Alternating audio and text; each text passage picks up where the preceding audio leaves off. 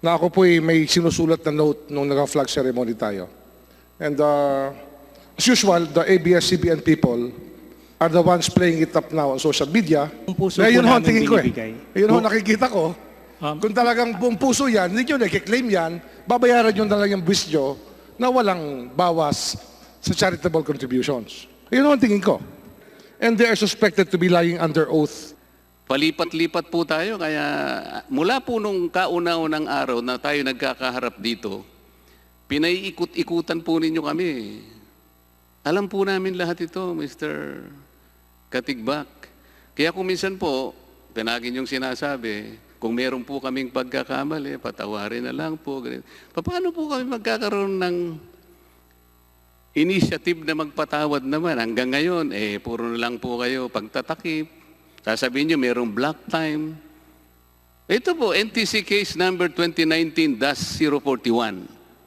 As of March 12, 2019, nilipat na po sa Asian Multimedia and Production Company. Paano po magkakaroon ng black time, Mr. Katigbak?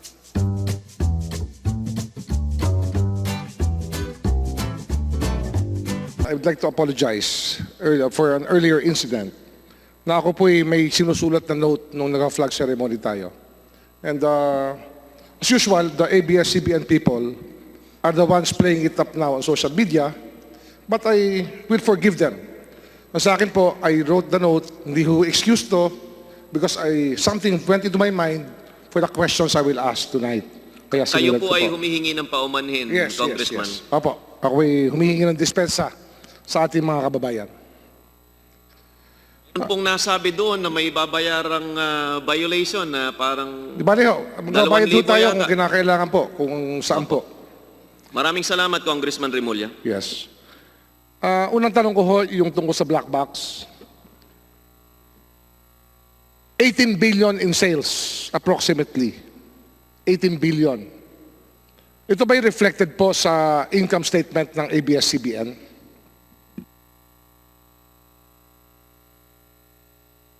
Yung sale po ng the black box is reflected po in the financial statements of ABS-CBN. Sa income tax return, hindi ho naka-reflect yan? Can you repeat that, sir? Sa income tax return, hindi ho naka-reflect yung black box income ng ABS-CBN? In the income tax po, it's part of the revenues of ABS-CBN. We've segregated our revenue to advertising and consumer, and it's part of the consumer revenue. Di ba ho, yan ay merong VAT report? VAT po siya. Saan ho nakasulat yung VAT niya sa inyong income tax returns? Sir, it's part po of our VAT returns, our monthly VAT returns, and our quarterly VAT returns. Segregated ba ho yung account na yun? Sir, it's... yung VAT returns po, may kasama po yung schedule, what do you call it? Summary list of sales po, which determines po yung sales niya. Yung import documents po ng black box, meron ho kayo nun? We have it, but I don't think we have it here, Your Honor. Magkano ho ang declared value na isang TV Plus? Your Honor, I don't have po the answer to that question at the moment. Who has the answer to that question? Sino sa inyo? Dami nyo rito. You have 18 law offices that you hire. Sino sa inyo makakasagot ng tanong na yun? Unfortunately, wala po siguro sa amin na makakasagot because we don't have the import documents right now at hindi ko po kabisado yung landed price po nung box. But I could assume po because we sold it at cost, it's probably around the same as close to the selling price po. So ang VAT niya would be around 300 pesos per piece sa mga initial. Kung average kung 18 billion ang naging sale, ang VAT niya would be 12%. Which means, ang binayaran niyo po noon ay mga 2 billion in VAT. Would I be correct? That should be correct po. It's supposed to be 12% po of whatever is the sales value po. Pwede hong isabit ho sa amin yun? Sige po. Okay. But, Your Honor, yung pong sale ng, yung VAT po ng boxes is reported together with the VAT on advertising, and then lahat po ng input taxes is offset against it. So, ganun po yung reporting niyan sa VAT return. Di ba, yung import documents na lang, pakita nyo lang ho kung magkano yung pagka-import ng lahat. Sige po. Sir, Ilang foundations po ang meron ng ABS-CBN bukod sa ABS-CBN Foundation? isa lang po ang foundation ng ABS-CBN. Ang ABS-CBN po Foundation po ay isang donee institution. Yes, sir. We So- are a BIR accredited entity. So ang BIR, binibigyan kayo ng permiso na tumanggap ng donation mula sa mga taong bayan. Meron ba ho kayong reportorial requirements tungo sa mga donations na pumapasok sa mga foundation nyo, sa ABS-CBN Foundation? Yes, sir. Meron po kaming mga report na binibigay po sa DSWD and of course sa PCNC at saka of course sa BIR po. And as a donee institution, kayo po ay merong tax credits na binibigay sa mga tao, tama ba ho yun? Nagbibigay po kami ng certificate of donation sa mga tao o korporasyon na nagdo-donate po sa amin. At yung mga nagdo-donate sa inyo, pwede hong i-claim na tax credit yung mga dinonate sa inyo, tama ho yun? Pwede po nilang gamiting expense, opo. So kasama siya sa mga deductible items pag nag-donate po sa inyo. Yes, sir. Meron ba hong shares of stock yung ABS-CBN Foundation? Shares of stock ng ABS-CBN? Well, kami po, we are a non-stock, non-profit organization. Ang tinatanong ko ho, if you own stocks of ABS-CBN, Yes, they donated to us back in 2009. gano'ng karami hong shares ang hawak ng ABS-CBN Foundation? Ang shares po namin ay 780,995 shares. Ano hong value ng shares nyo? Ngayon po, ang value is about 11 million pesos. At peak, magkano ho naging value ng shares nyo? About 22 million po.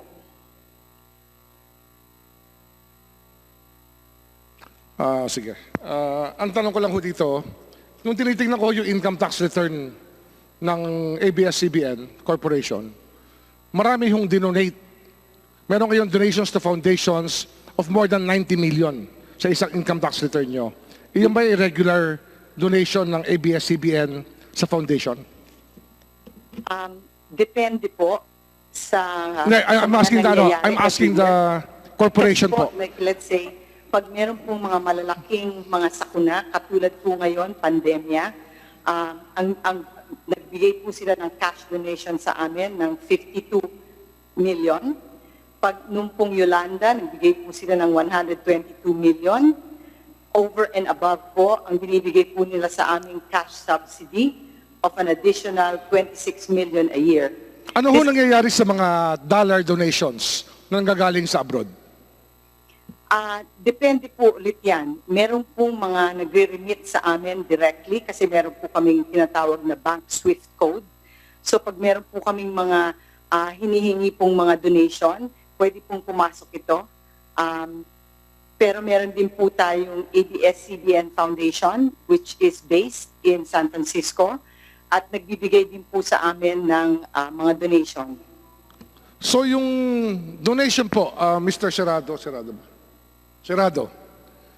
Yes, magkano naging donation ng ABS-CBN Corporation sa foundation from 2015 to the present? On a year-by-year basis, magkano ho naging donation sa foundation? Okay. Sir, sir, can I just, kasi I have to add lang po.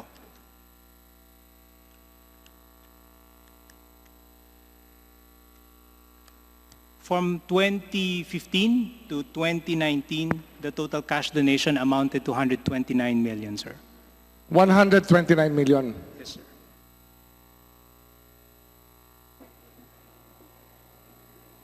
Mr. Chairman, Can I have a 2 minutes, 3 minutes suspension? I just look for the item in the income tax return. Hearing suspended. Tax return. Hearing resumed. Thank you, Mr. Chairman. Thank you, Mr. Chairman.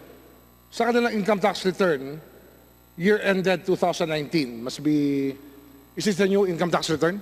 Ito ba yung bago? Year ended 2019?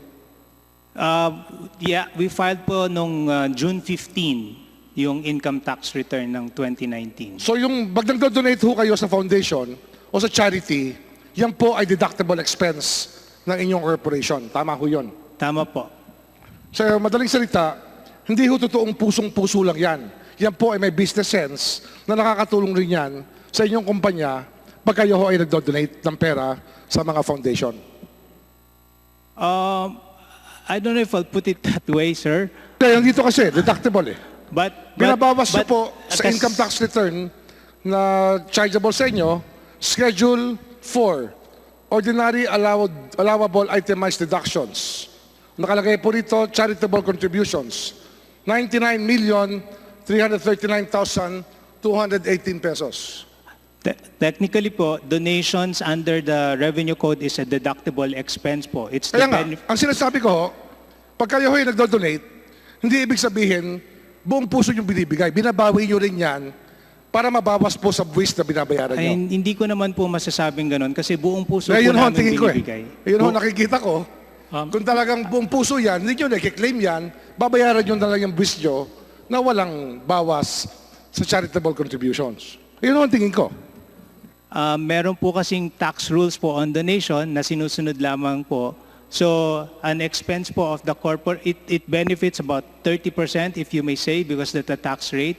Pero yung pagbibigay po ng ABS-CBN,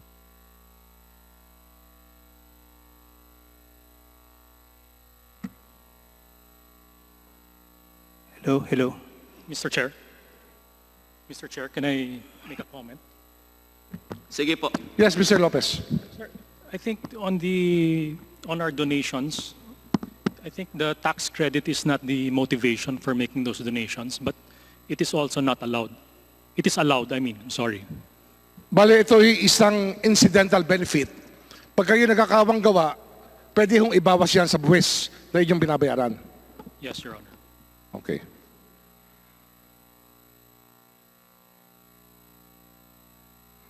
Itong Big Dipper, Mr. Lopez, you were the president of Big Dipper before, or am I correct? No, the president was Correct? No, the president was our colleague, Mr. Valduesa, Ron Valduesa, who passed away a couple of months ago. Oh, I'm sorry to hear that. Ang Big Dipper po ay itinatag ng ABS-CBN para ho ang bagay naisip ho natin na PESA, export zone. Di ba ho? Yan ang unang iniisip natin.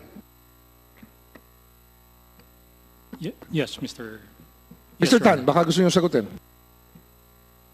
It was PESA registered, but that's not the primary or the only motivation for having Big Dipper, Your Honor. Pero export zone nga. Pag sinabi natin export zone, ay iniisip natin export. Tama ho yun. I think the word is it's an eco-zone IT enterprise. IT zone, okay. Nagbigay sila ng incentive para magtayo ang negosyo na IT-related sa... At ang nangyari ho dito, yung ELJ building, Eugenio Lopez Jr. building, ang naging opisina ng Big Dipper. Tama ho yun. That's correct, Your Honor. Kailan ho Charge tinayo at yung market building ng prices. ELJ?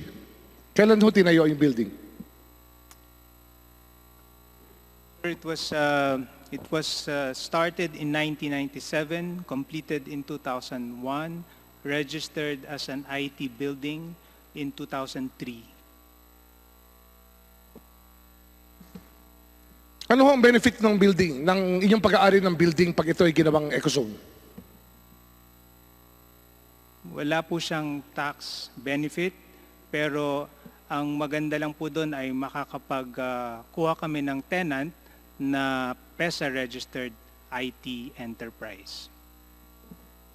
Ang ELJ building po ay pag-aari ba ho ng Lopez Inc., pag-aari ng ABS-CBN? Sino ho may-ari ng ELJ building? Ito po ay pag-aari ng ABS-CBN Corporation.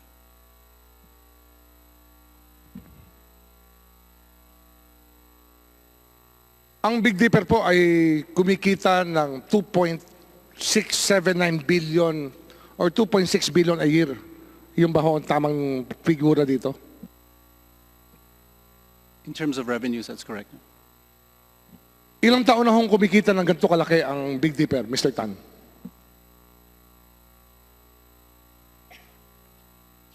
From 2009 to the present, magkano na ho kinikita ng Big Dipper?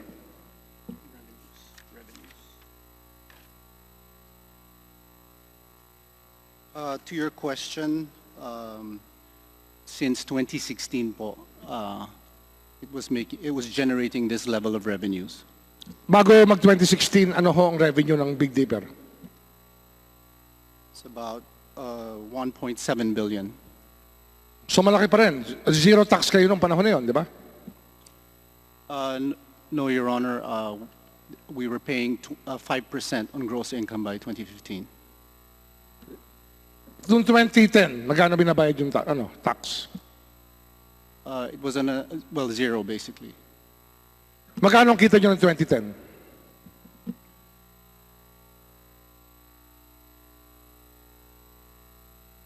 In terms of revenues, 989 million. 2011, 841 million. 2012, 846 million. madaling salita, mula 2010 hanggang 2019, kumita ng mga 15 billion ang Big Dipper. Tama ho yun? Well, those are the revenues. That's a top line. Meron hong gastos yun, Your Honor. Mamaya na yung gastos. Yun ang kita.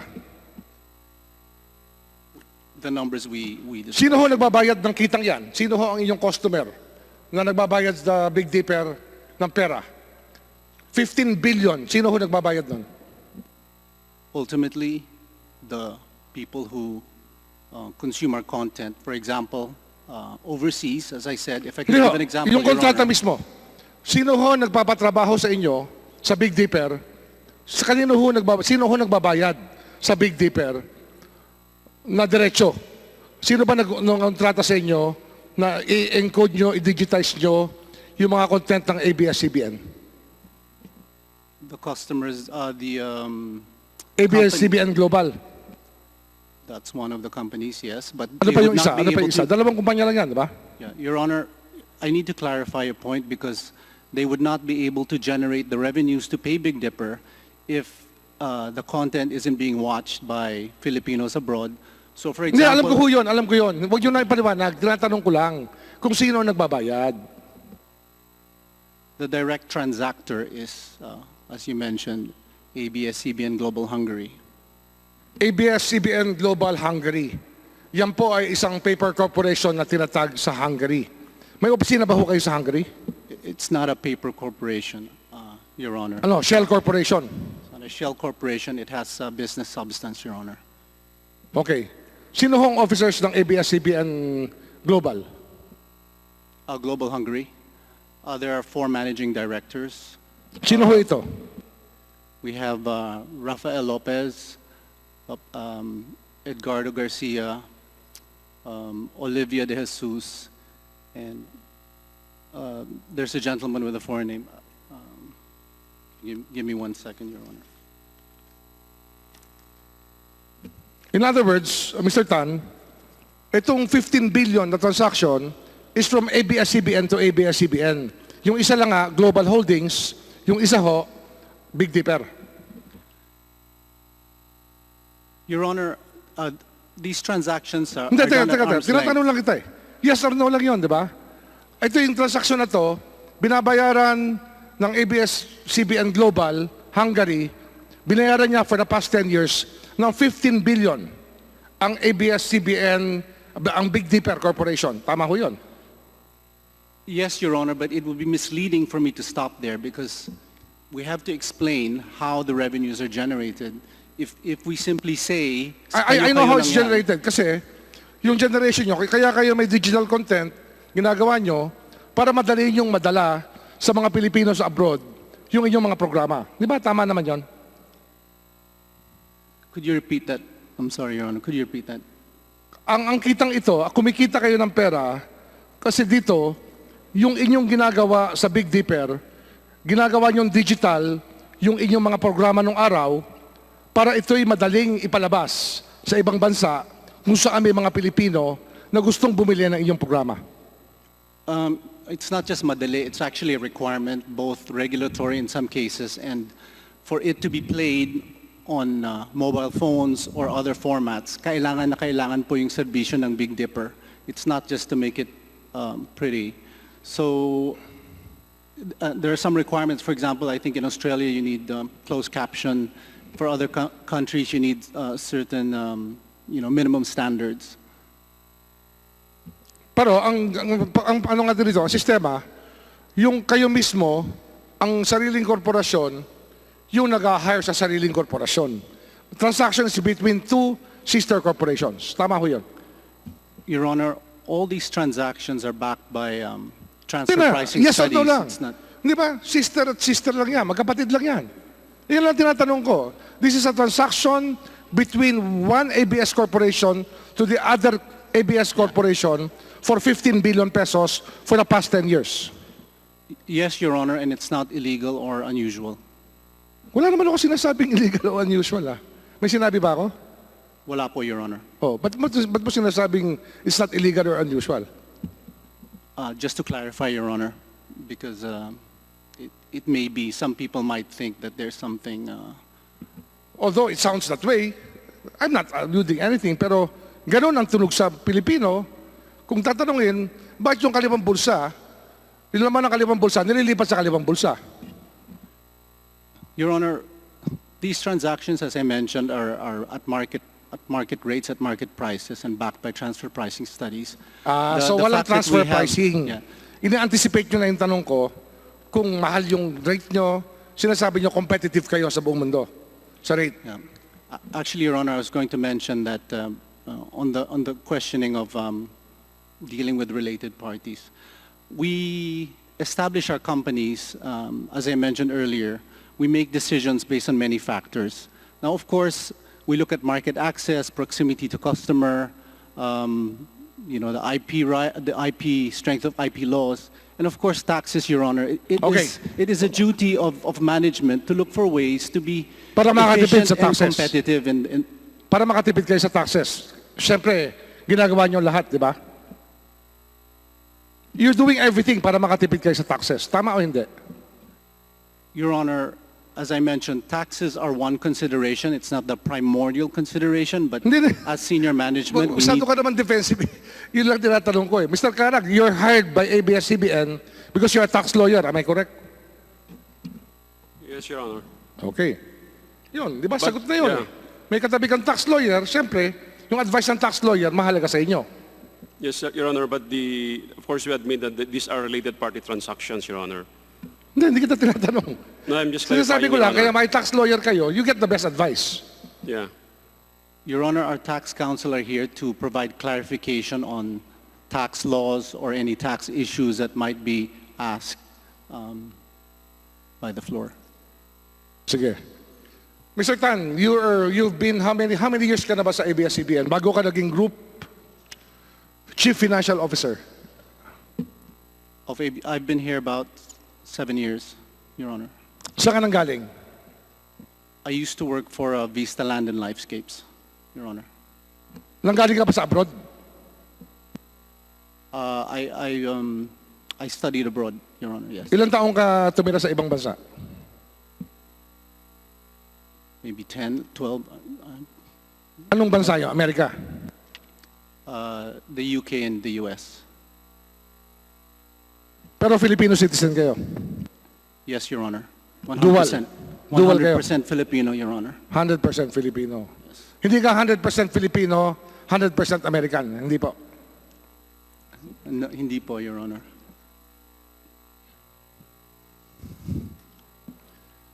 Ngayon, kaya tinanong ko kayo, Mr. Tan, kasi kayo hong gumagawa ng strategy pagdating po sa inyong grupo, sa finances. Tama ho yun, Mr. Tan?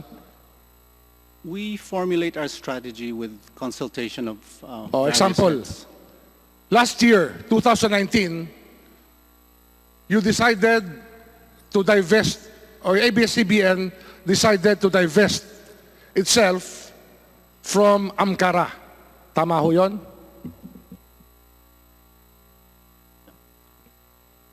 That was a decision that was taken by the Board of Directors, Your Honor. Ano hong pumasok sa isip nyo, ba't nyo kailangan mag-divest sa AMKARA? Your Honor, may I ask that our corporate secretary be recognized? Attorney Quezon? Attorney I Quezon ba apologize. ang corporate secretary? Sino? So, sorry ho, Your Honor. I don't think we have any resource people available to answer any questions on AMKARA. Bakit I ho? think that Bakit? was Di ba, kayo ay group financial officer for the past 7 years. You decided to divest. Ba't hindi nyo masagot ngayon? Ba't ayaw nyo sagutin tungkol sa AMKARA? Di ba? Just as Baka a maging mali ho yung sagot nyo, wala akong rehearsal. correction po, Your Honor, I have been CFO for about 2 months. I took the place of the recently, our CFO who recently passed away. Your Honor, may I request that our Chief Executive Officer, Carlo Katigbak, be recognized to address Sige ho. the question. Mr. Katigbak, good evening. Good evening po, Your Honor. Your Honor, if you allow me first, before I answer your question, can I just answer your earlier statement?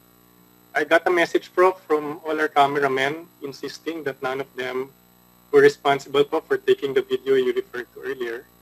And I also checked po with our news team, and they have all said that we have not run that video on any of our platforms po. Okay, I apologize for it. Hindi problema yun. Ang gusto ko ba sagutin mo, yung AMKARA. Please Okay. answer the AMKARA question. Okay po. We decided to divest ourselves from AMKARA, Mr. Chair, because we didn't feel there was any value to owning the 49%. The relationship between ABS-CBN and AMKARA was a block time relationship, and as a block timer, there's no point in having a 49% stake in the company you're block timing from. So you're sticking to your story na 49% lang talaga ang inyong ownership ng AMKARA? It has always been 49%, Mr. Chair. Until now? No more. We sold it already in January 2019, if I remember correctly. Itong AMKARA was holding office in ABS-CBN compound for 20 years, am I correct? I mean, I don't have that information, Mr. Chair, but I think yes. Yes. And the officers of AMKARA now are your lawyers. Di ba? I'm not aware who the officers of AMKARA are today, Mr. Chair. Well, they come from Santos, Parungaw, Aquino, and Santos Law Office. Dalawang nakalagay doon na abogado ng ABS-CBN, ang naging officer ng AMKARA. Kaya ako may duda pa rin kung talaga nag-divest kayo sa AMKARA. We have divested po, Mr. Chair. Pero you considered AMKARA your subsidiary even with 49% stake? I'm not sure what the correct term is. I know they're an affiliate company at the time that we had a 49% stake po. Congressman Boying? Yes. Yes, just for information, the AMKARA submitted, ABS-CBN submitted the block time agreement. The agreement was only for this year, 2020. 2020 lang. Ano yung, dati ba black time na kayo sa AMKARA? Wala pong buwan Mr. Chair, there are block time agreements for the prior years. They can be submitted to the committee. How much were you paying AMKARA for your black time? I don't have the exact number, Mr. Chair. It should be there on the block time agreement that was submitted to As far as I recall, Channel 23, Amkara, lahat ng programming nyo, ABS-CBN. So basically, you use the whole Amkara setup for 24 years. Or until now, kayo pa rin ang gumagamit. Until now, I know the block time agreement covers 20 or 21 hours a day po. 21 hours a day for the past 25 years. I'm only referring to the recent years po, Mr. Chair. The ones that I've seen. No? Alam ko yung mga black time, alam ko sa black time, parang Itbulaga, 2 oras, 3 oras, araw-araw, Lunes hanggang Biyernes, tapos yun na. Pero yung 25-year black time arrangement na 21 hours a day, hindi ba usufruct yun?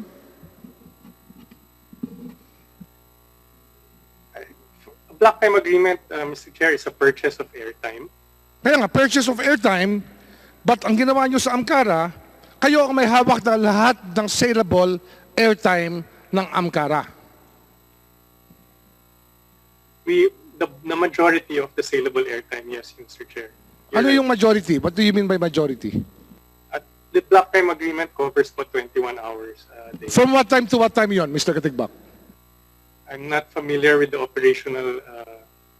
Tanungin nyo ngayon, let's have a break muna. Tanungin nyo, alamin natin kung magkano inyong, kung anong oras hanggang anong oras sa inyong block time agreement with Amkara. Okay po. Sige po. May suspension, Mr. Speaker. Mr. Chairman. Hearing suspended. 23. Wag po tayong mako-confuse. Yung pong Ankara 53, ito po yung digital channel na ginamit nyo na pinahagaan ka ng NTC. Ang pinag-uusapan natin dito is Studio 23. Ito po yung Sports and Action. Analog po ito. Tama po? Kayo po ang gumagamit ng frequency ng Amkara sa kabila ng siya'y may sariling prangkisa. Ito po yung medyo weird na sitwasyon dito eh. Kung ikukumpara natin ang isang tunay na block time, kamukha po nung ginagamit ng example kanina, yung Tape Incorporated, yan po yung nagpo-produce ng Itbulaga. Pero yung Tape Incorporated, wala siyang prangkisa. Kayo po meron kayong prangkisa, ang Amkara merong prangkisa, kayo ang nagmamanage nun, ang facilities ninyo, pati engineers ninyo, sa inyo. Ang katibayan nga po nito, pati yung logo, okay? Hindi po logo ng Amkara. Kayo ang gumagamit nun. Pag dinistinguish natin sa tape, ang tape po, wala siyang sariling logo. Ang ginagamit niya, GMA logo. Hindi po black time yun eh. Usufruct yun. You're under oath, Mr. Katigbak. Pag sinabi mong black time yun, magkakaroon po kayo ng problema. Paano ang magiging black time yun? Kayo po ang may-ari ng 49%. You're using the facilities, your own facilities, your engineers, your own logo, despite the fact that Amkara has its own frequency. Why do you call that black time?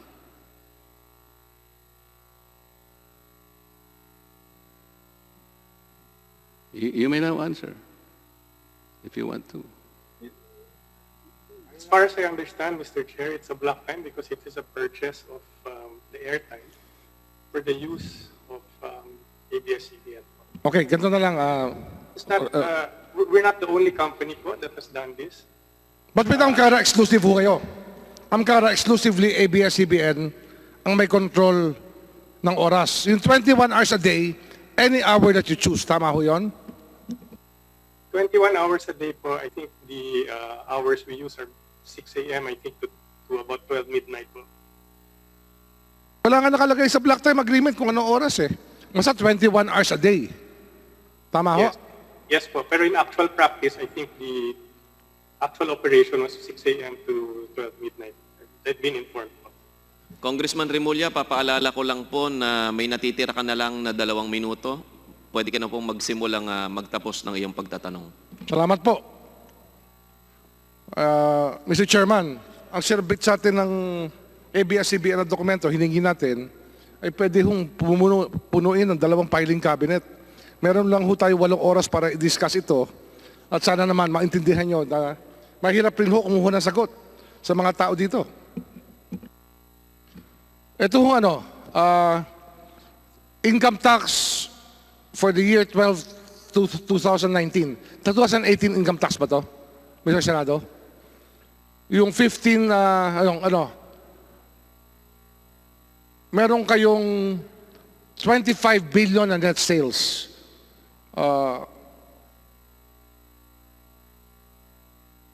Tama ho yun? 2019 income tax return? Or year ending 2019? Hindi ko kasi naintindihan itong schedule nyo rito eh. Year ended 2012-2019. So ito yung inyong 2020 income tax return. Meron ho kayo ritong ang lumalabas po, pagdating sa net tax payable, meron ho kayong overpayment sinasabi na 669,782 pesos. Tama ho yun? Tama po, Your Honor. Ngayon dito ho, total tax credits, 1,637,635,242 pesos. Tama ho yun? Tama po yan, Your Honor. Ano ho yung mga tax credit niyan? Ito po yung withholding taxes po. Ito po yung creditable withholding tax na binabawas na po ng mga customers namin. So ito po yung safeguard po ng BIR to ensure that all corporations, big corporations will pay taxes. So halimbawa po, si Mr. Tan po is an advertiser, nag-place po siya sa akin ng 100,000. Si Mr. Tan po, pag nagbigay sa akin ng bayad, net po of 2% withholding tax. So i-remit niya po yon sa BIR as advance payment po ng ABS-CBN for income taxes. So yan po yung accumulated creditable withholding tax from all our customers na ibinayad po ng sa BIR. Ano ho mga kumpanyang hinahire ng ABS-CBN? SGV, kayo ho ang auditor, sila ho ang auditor nyo, kasama ho sila, di ba?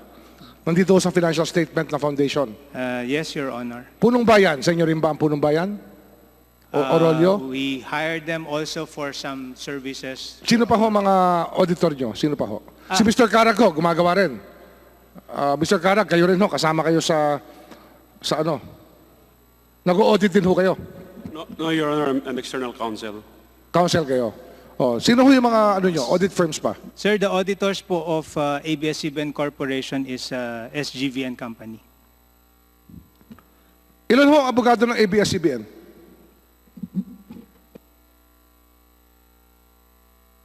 Your Honor, we have around 17 lawyers, Your Honor. In-house? Yes, Your Honor. External counsel? Ilan ang external counsel nyo? May nabilang ako 18 law office sa inyong annual report. Ganun karami pa rin ba yung inyong law offices o meron pang mas madagdag pa ron? We don't have the exact number right now, Your Honor, but we engage a lot of external counsels, Your Honor, for different types of cases and engagements. Kasi kung ang isang law office po ay may 50 abogado, 18 opisina, may 900 lawyers ho kayo on your beck and call. Tama ho yun? Well, our lawyers provide services that the company need, Your Honor.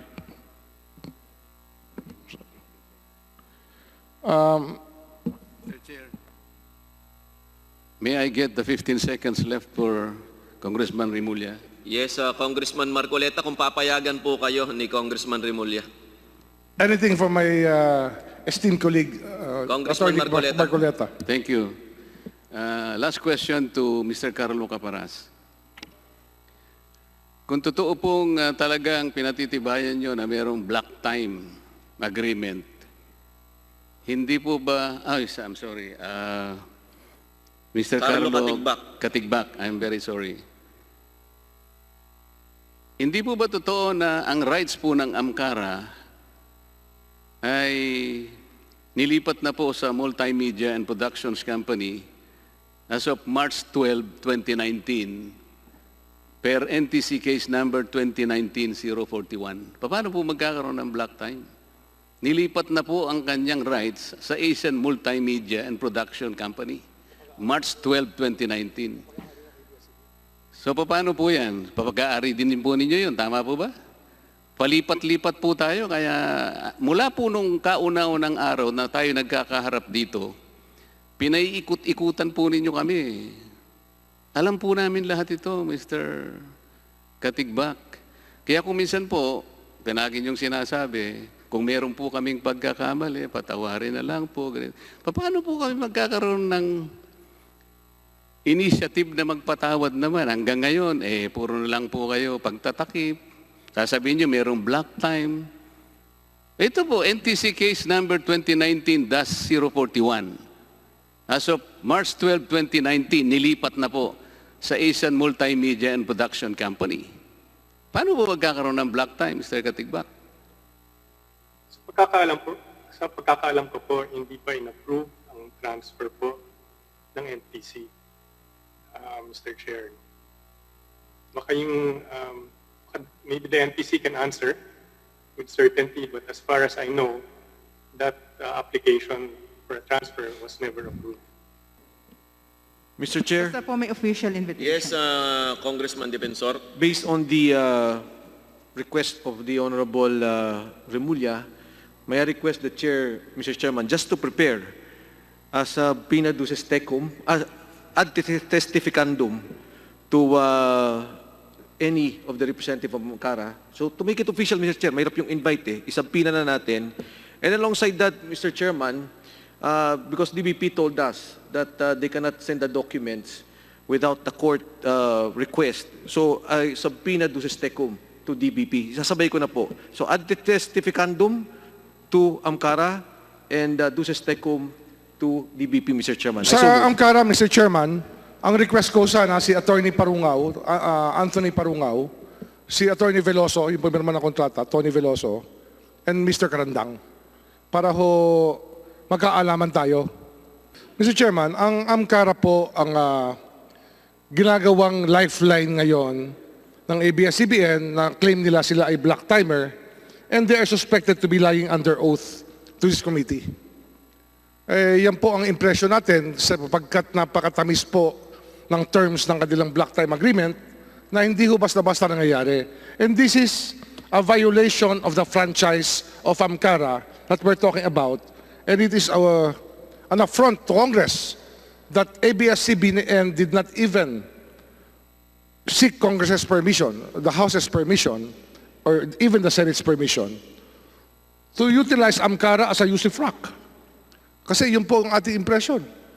Is that satisfactory, Attorney Sarate?